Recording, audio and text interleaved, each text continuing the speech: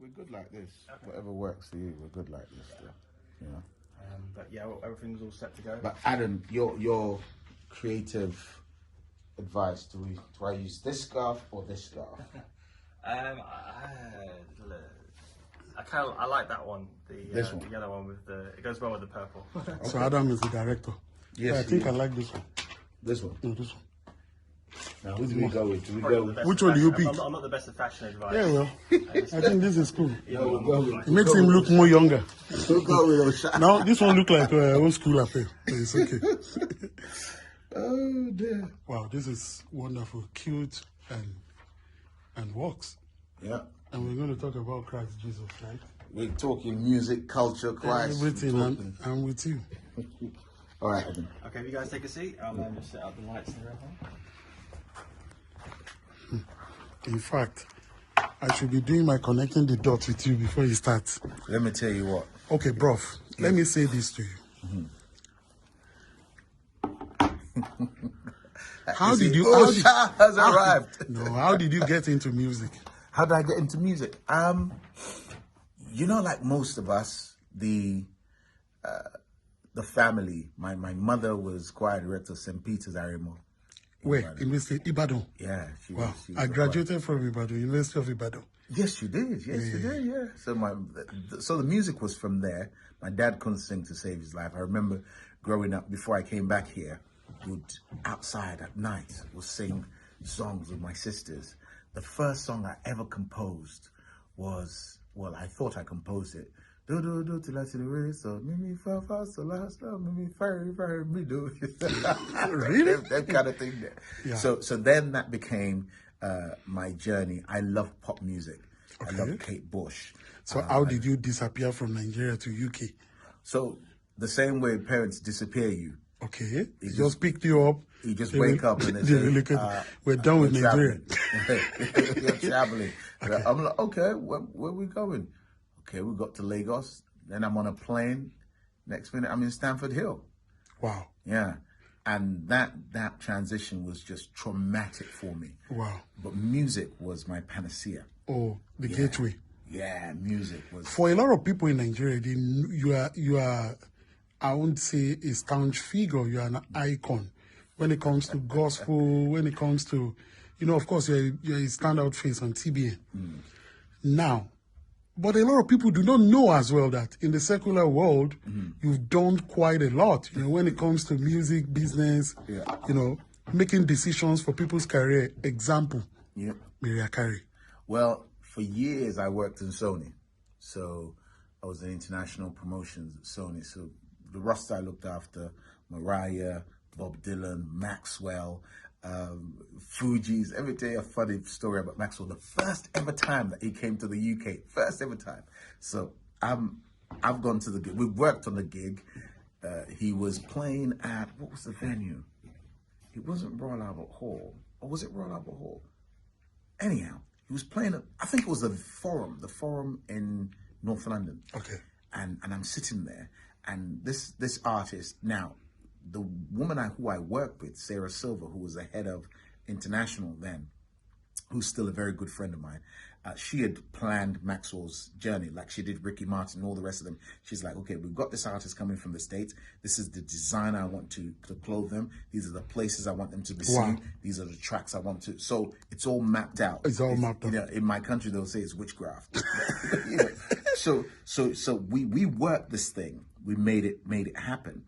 And so we're in concert and Maxwell's singing. Maxwell does his all. So I'm sitting there thinking, what's this? What's this guy? I beg, do your thing. I'm sitting next to my best friend, Eddie Martin. They call him Quincy Jones. He produced for people like Eternal and people like that. So we're just talking, like, how was this guy not knowing there was a journalist sitting behind us? Listening to all the conversation. And the journalist wrote a piece. From your conversation. Blues and Soul. Said, Maxwell gig was great except for two idiots who sat in front of me and all the way. When I read it, I thought, thank God she didn't know I was with the record company. If not, they would have sacked me. They would have sacked me immediately. Okay, now the transition from doing that kind of job to now hankering one of the strongest gospel, Christian TV platform. How did the transition work? It's something that you talk about all the time. It's a God thing because I didn't plan it. I didn't plan to work at Sony. I didn't plan to work in Premiere. I didn't plan to do all the. It just happened. I call it my "it just happened" story.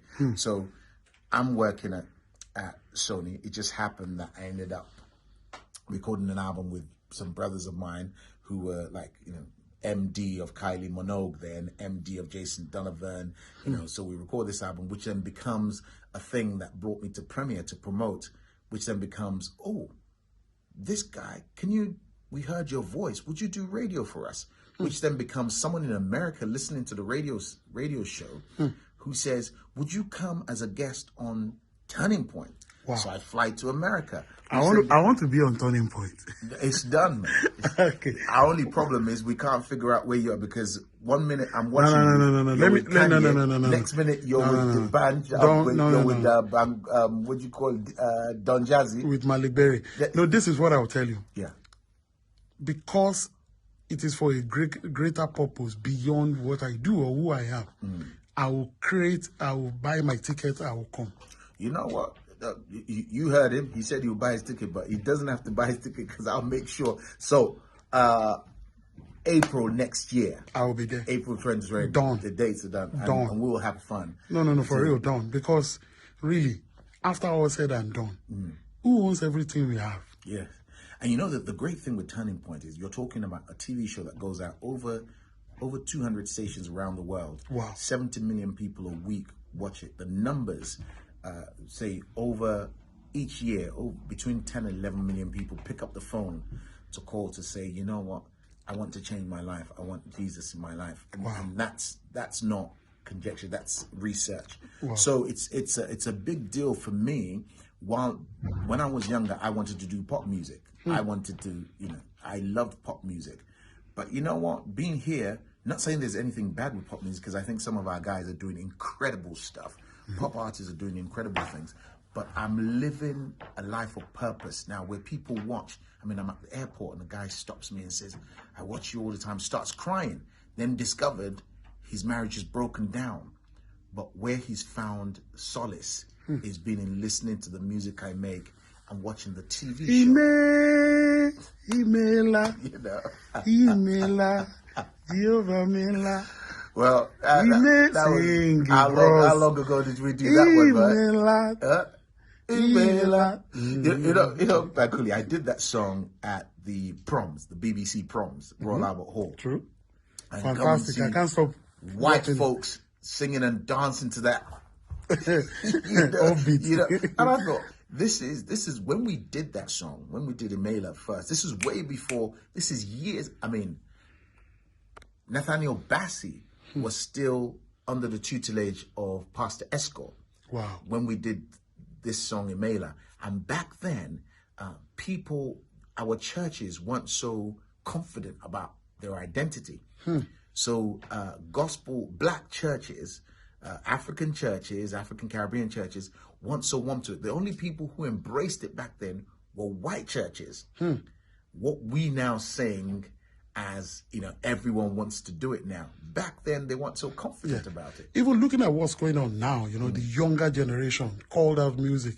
You told me about him. Yeah. I researched about him. Guess what? I gave him a call. We are friends. I'm looking forward to meeting because, your generation have consistently held the baton. Yeah. These young boys, too, they're creating a kind of market for themselves in the gospel realm. And not just market to just do shows, but really live the life of a Christian. But it's a similar thing in your space, Bankulli, because when you look at the stuff the work that you did with Mohit's record, and yes, each person has their talent, but it takes a team to make it work. It's the teamwork that makes the dream work. If it wasn't for the work that you did, and other people too, Sunday Array, there's so many people there.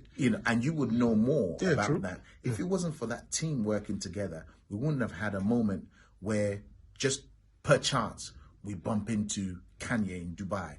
just per chance, the artist is now signed to the label. Just per chance, we now have an Oliver Twist. Yeah, different moment. You know, a different Don moment. Jazzy And apart from that, there's the whole chapter of the P squares of this world. True. And what they were doing. And the things that you guys were doing now means we have a Burna Boy that sells out of Wembley. We has a Wizkid that sells at O2. We have a Davido that sells at O2. We have guys selling out. Tiwa Savage. Tiwa. That used to sing in your church before. It's true. Backup singer. Gospel backup singer. Now she's killing it everywhere. She's, spreading the glory as I say. I want to say thank you because we will not stop. Both of us, because I know that because you have a lot to share, and I'm so grateful that God has, been able to put you in position to inspire millions of people across the world. Thank you for doing what you do. Oh, shot. Big bros. Oh, shot what? Thank you very much, sir. Thank you.